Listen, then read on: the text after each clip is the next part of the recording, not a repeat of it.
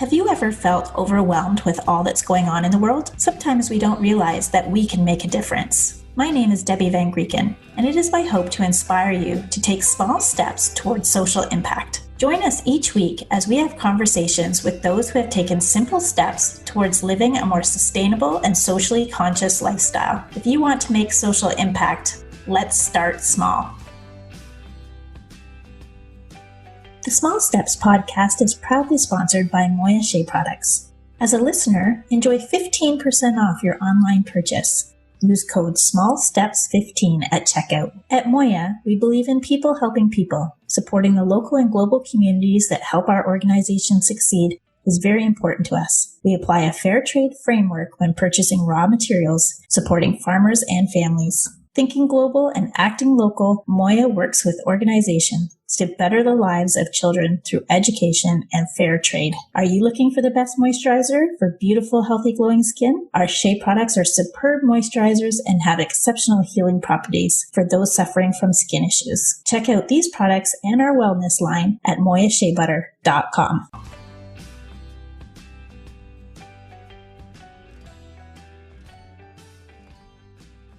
Welcome back to the Start Small podcast. I'm your host, Debbie Van Grieken, and I'm excited to challenge you today to a 5-day minimalism lifestyle shift. What does that mean?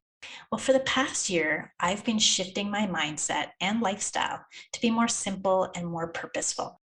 This has really helped me to declutter my life, spend less, and be kinder to my environment. One of the biggest takeaways for me has been that I started appreciating what I have.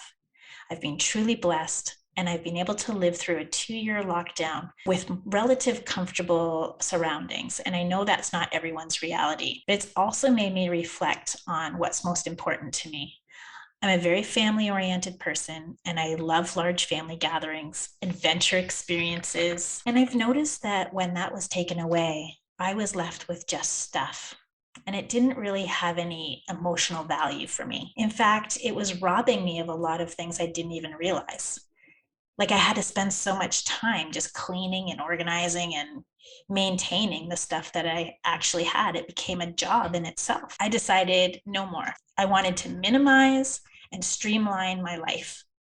I wanted to trade my belongings for experiences, memories that my kids will talk about when they're older. It was time to make a shift.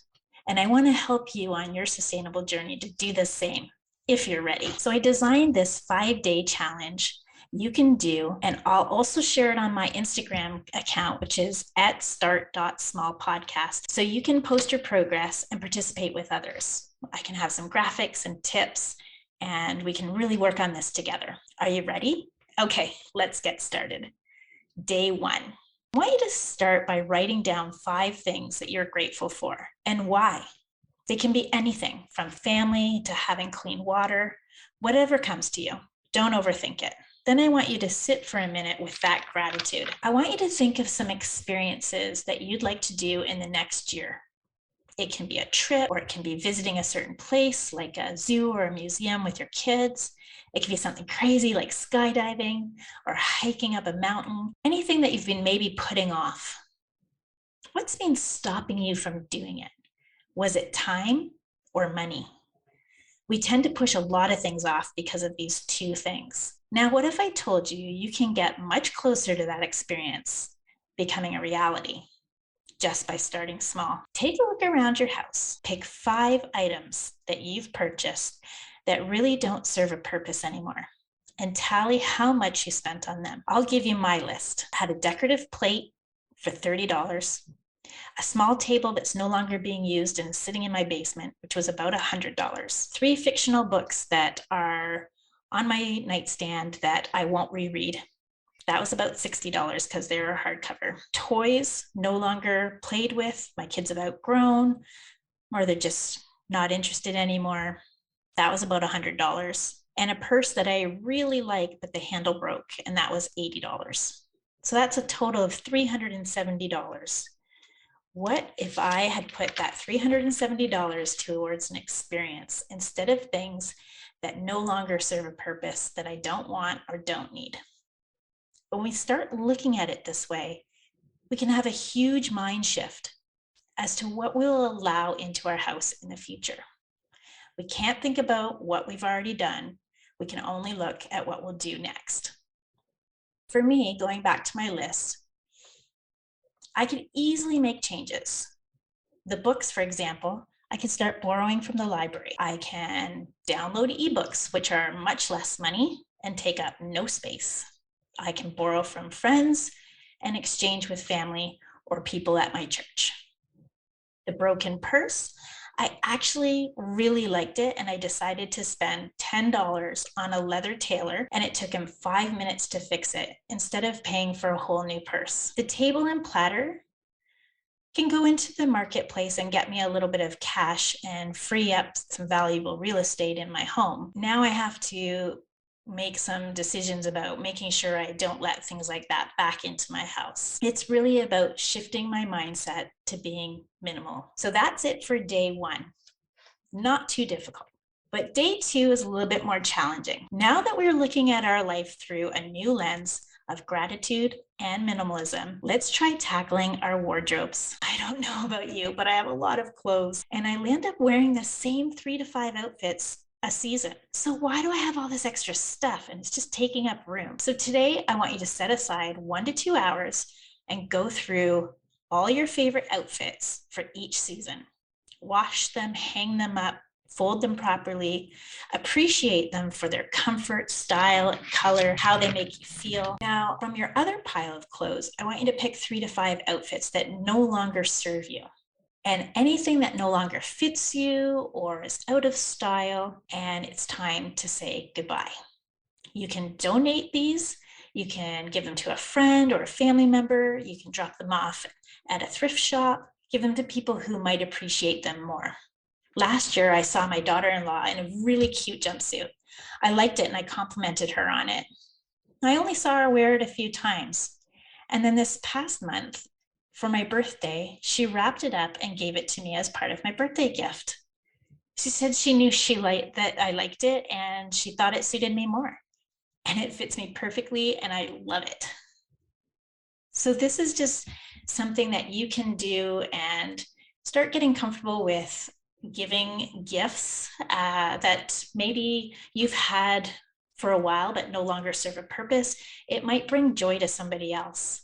It's really something great about normalizing secondhand and regifting, because it's about the thought and the gesture behind it, not the actual item itself. This exercise will really help you to think differently about having excessive clothes. It also makes it easier to find something to wear because everything is your size. It looks good on you and you know it's comfortable.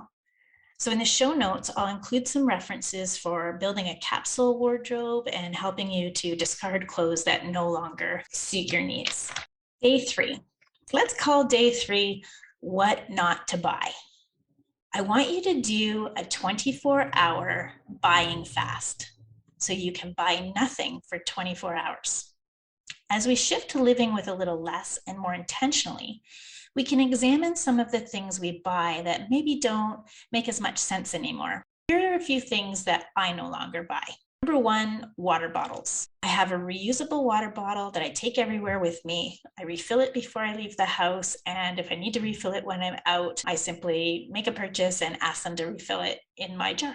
And it's great. We talked about fictional books. I no longer buy fictional books. I go to the library. I no longer get magazines. This is, again, something I can get at the library, or I can trade something with a friend for one. So lots of ways of getting those books, but not necessarily having to spend the money or have it take up the space. Another one I no longer buy is personal care items. Things like shaving creams, perfumes, and deodorants. Now I know what you're already thinking. What? You don't buy those things? You don't have deodorant? Well, yes, I do. I use all of those items, but I make them myself using simple do-it-yourself recipes with natural ingredients and things that I already have around the house, like shea butter, coconut oil, essential oils, baking powders, and arrowroot powders. I can avoid buying a lot of deodorants with plastic packaging and items that will just end up going to the landfill. I can use my old cosmetic containers to make the new products in, and it saves me having to throw things out too. I can avoid fragrances and other harsh chemicals. It's so easy. I love knowing what's in my products and I love making them. I'll link some do-it-yourself recipes in the show notes. Another thing I stopped buying is cleaning products for the exact same reason. I prefer to make my own with simple do-it-yourself recipes and natural essential oils and things like vinegar and baking soda. I can clean anything. Again, I'll link some recipes in the show notes for you. You'll love ditching those toxic chemicals and having a clean house that smells fresh and not bleachy or really harsh. Lastly, I stopped buying things I can't afford. We tend to live above our means, and that can rob us of time as we need to work more to pay off those debts. And it can rob us of our health as we stress about the debt and the repayments. So as you fast from shopping today, think about your shopping habits and how you want to spend in the future. Day 4, declutter and organize your kitchen. In my house, the kitchen has always been the heart of our home. I have 5 kids and we've had the tiniest kitchen while they were growing up, but so much happened in that one small room. Meals, homework, talks, hugs. It was a place to grab a snack, cook a meal, laugh, and even dance. My kitchen is much bigger now, but it still serves the same purposes. I want it to reflect all the wonderful purposes that it has, and I spend so much time in my kitchen, so I like it to be clean, bright, and organized. Today, start by taking a look around. Is there anything out of place? A football on the counter, a sports jersey on the chair, school books on the counter. Everything should have its own place and it needs to be returned to it daily. Listen to episode 31 called Blissfully Organized for great tips to help you get a handle on your kitchen clutter. Getting a handle on the heart of your home will really help the whole house function properly. Start with surfaces, then do the fridge and the cupboards. Get rid of things that no longer serve their true purpose. Expired foods, broken appliances, harmful cleaning products. Then take a good look around and remember this feeling. Every night before you go to bed, reset this space so that when you wake up in the morning and come down into your kitchen, you have that same feeling and are prepared and in the right mindset for the day. Day 5. Have you ever noticed that a small paper cut can cause so much pain? I can't even think about it. Well, not having a handle on your paperwork can feel the exact same way. This has been my Achilles heel. I hate paperwork. I hate filing. I hate looking at bills. I hate keeping track of receipts.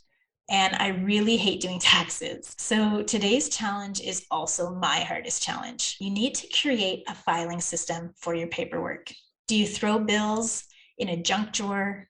Do you have piles of paper in every room? Can you not find something? Now's your chance to get more organized, and you will ultimately save yourself time, especially at tax season, and you'll keep organized so you don't forget to pay your cell phone bill for 3 months. Well, yeah, sorry, that was me.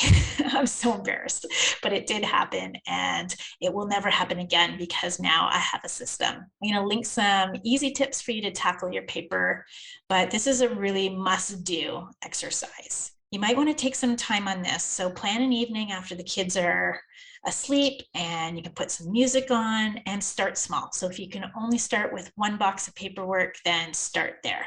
But once you work through it, you're going to have a huge impact on your whole life. You're going to feel so much better. And you can start looking for ways to reduce the amount of paper coming in. Say no to flyers, cancel the subscriptions that are maybe just going straight to the recycling bin, like community newspapers that you can see online. Things like that will really help you to minimize your paperwork and save you time. You can look for certain apps that will help you to upload your receipts and organize them into your accounting software.